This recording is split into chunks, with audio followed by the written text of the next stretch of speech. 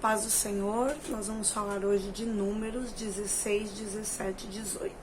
Já no comecinho desse capítulo, a Bíblia fala que os descendentes de Levi, da família dos coatitas, eles vão procurar Moisés e ele fala para Moisés que todo o povo é santo.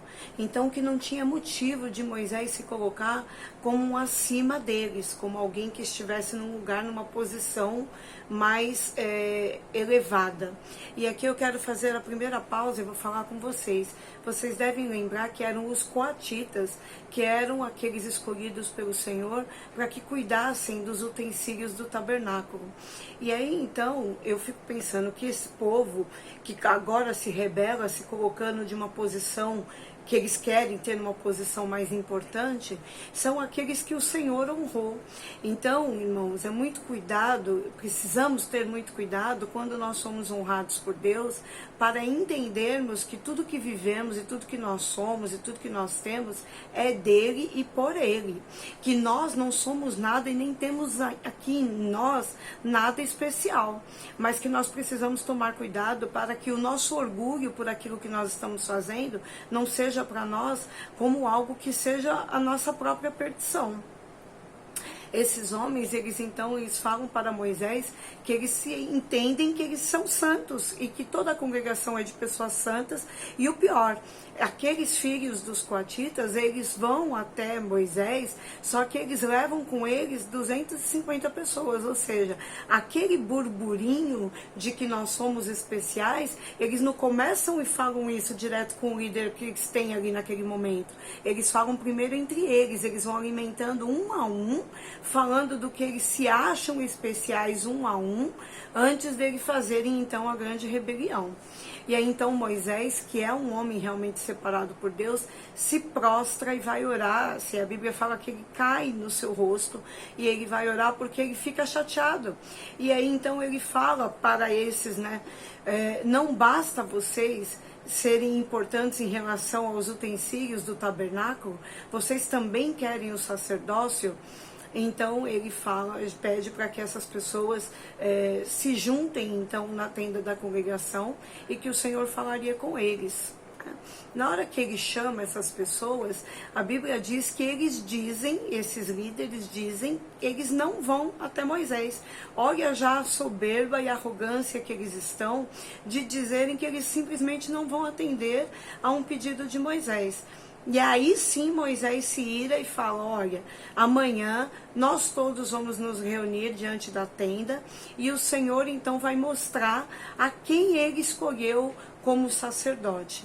Então, Arão iria apresentar o seu incensário, colocaria então ali a sua oferta e ali também os filhos de Coate, então para que eles pudessem entender quem era quem.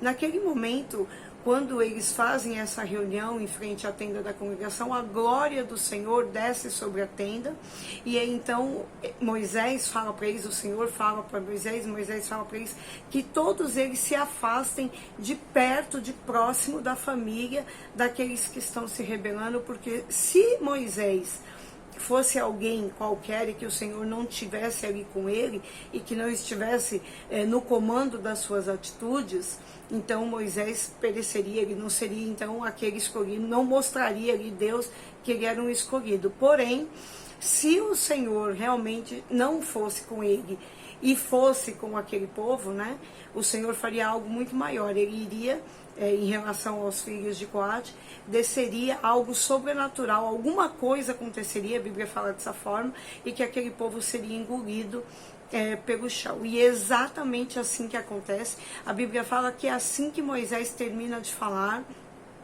o chão se abre, há uma fenda na rocha, na terra, e todo aquele povo com as suas casas, com tudo aquilo que eles têm, engolido ali pela terra. E então Moisés, ele novamente se prostra e ele pede ao Senhor, por aquilo tudo que está acontecendo. E então, no dia seguinte a que tudo isso aconteceu, novamente o povo de Israel se rebela contra Moisés e fala, olha, você fez com que o nosso povo morresse, que os filhos do Senhor morressem. Então, primeiro que eles estão atribuindo para Moisés um poder que enquanto homem ele não tinha, e segundo que novamente eles desacreditam naquilo que Deus tem feito através da vida de Moisés. E aqui eu quero fazer outra pausa, irmãos. Servir a Deus não é algo simples ou algo comum, natural, e que muitas vezes nós pedimos a Deus que Ele nos mostre que Ele está conosco, e muitas vezes outras pessoas se atacam, se resolvem a atacar, né, aqueles que são servos do Senhor, e a Bíblia diz aqui que o Senhor ele honra Moisés, fazendo com que aquele povo venha morrer. E aí eu quero dizer assim, é muito tentador, a palavra é essa mesmo, tentador, em alguns momentos nós falarmos, nós, e eu me coloco no meio disso, nós falarmos dos nossos líderes, dos nossos pastores, das nossas pessoas de referência. E olha aqui o que o Senhor está fazendo com aquele povo que está se levantando contra Moisés. Já tinha feito anteriormente, quando Miriam e Arão se colocam, dizendo que só Moisés que falaria com Deus, e agora aqui ele coloca um povo todo dentro da rocha, assim, todos eles são engolidos, como se fosse um terremoto, e todos eles são engolidos. Então, é um tempo de nós aqui que estamos acompanhando a palavra, entendemos que nós precisamos vigiar e sermos atentos àquilo que Deus tem nos ensinado. O Senhor está falando aqui que aquele que o Senhor levantou, nós não temos autonomia e nem sequer direito de ofender, de atacar, de dizer que isso são aquilo. Nós precisamos ser prudentes e entender que Deus consagrou. E o Senhor tem os seus motivos e os seus propósitos para colocar aquelas pessoas como autoridade sobre nós ou sobre uma circunstância. Então precisamos saber que aquele povo é honrado. E aí na sequência desse capítulo nós já vemos por que esse povo é honrado. Quando o Senhor fala para Moisés que ele está vendo que aquele povo começou novamente a murmurar e que o Senhor vai destruir eles, a Bíblia fala que o Senhor vai liberar ali uma peste, né? Uma pandemia, vamos como a gente tem visto agora recentemente, e iria matar todo aquele povo. Moisés fala para Arão, corre até o tabernáculo e faz ali uma oferta por expiação dos pecados desse povo, ou seja, ele ainda está agindo com esse povo como misericórdia. E aí eu falo inclusive para os líderes, olha irmãos, nós enquanto ovelhas, que em algum momento somos rebeldes sim, nós fazemos algo contra vocês, a voz de Arão para Deus em relação a isso é: tenha misericórdia desse povo e não condena esse povo. Por isso que o Senhor amava tanto a Moisés, porque Moisés se posicionava exatamente como um pastor que cuidava das suas ovelhas, as ovelhas boas e as ovelhas que não eram tão boas. Ele em amor, naquele amor que o próprio Deus tinha colocado no coração dele por aquele povo, ele fala que ele precisa cuidar, ele tem atitudes de quem está cuidando, de quem está protegendo. E é assim que ele faz, então, para que aquele povo seja protegido. Nesse capítulo também, o Senhor fala, olha, agora eu preciso que esse povo entenda, de fato, que eu escolhi Arão como sacerdote e que só a família de Arão tem autoridade e autonomia para que eles possam fazer as ofertas lá no tabernáculo. Porque a Bíblia diz que foi o próprio Deus que escolheu a família de Arão e os seus descendentes para isso. E aí então ele pede para Moisés que peça aos chefes de cada uma das famílias, para os príncipes, né, exatamente como anteriormente, que ele peça que cada um deles pegue a sua vara, o seu cajado realmente, e coloque ali diante da tenda da congregação, para que Moisés faça ali com o Senhor como se fosse um voto. E então o Senhor fala para eles que iria fazer florescer a vara, né, daquele que o Senhor tinha escolhido como sacerdote. E aí no dia seguinte a vara de Arão, ela dá folhas, frutos e amêndoas. E aí eu falo para vocês assim, irmãos, como é que pode uma vara que não está ligada a árvore nenhuma ela florescer? Então ali eles não tem como não entender que é um milagre. E aí cada um dos líderes das tribos pega a sua vara de volta e conseguem observar que somente a vara de Arão é que tem esse florescer.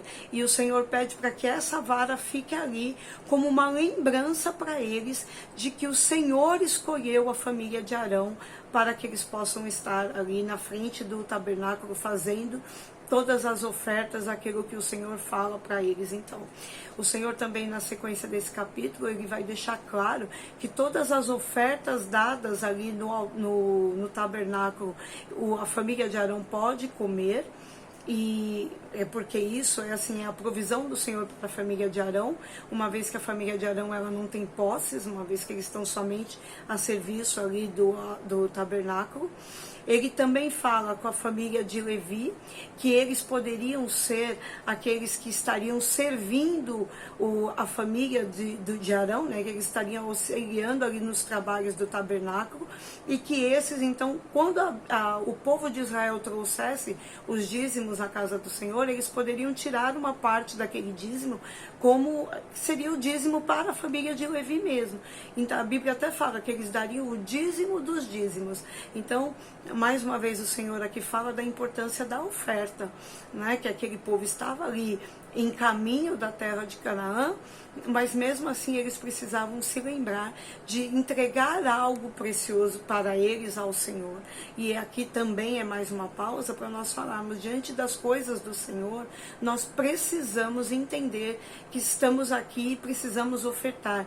Novamente eu falo, irmãos, se a gente fala de oferta e fala só de oferta de dinheiro, nós estamos minimizando muito aquilo que eu e você podemos ofertar a Deus.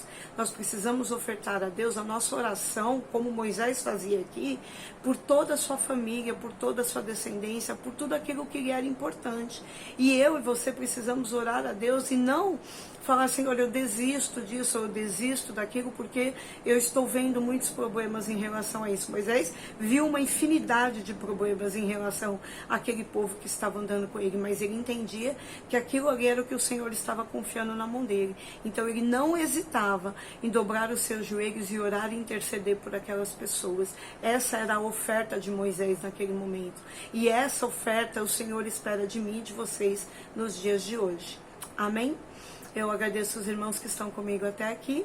E amanhã nós voltamos lendo Números 19, 20 e 21. Fiquem todos na paz do Senhor.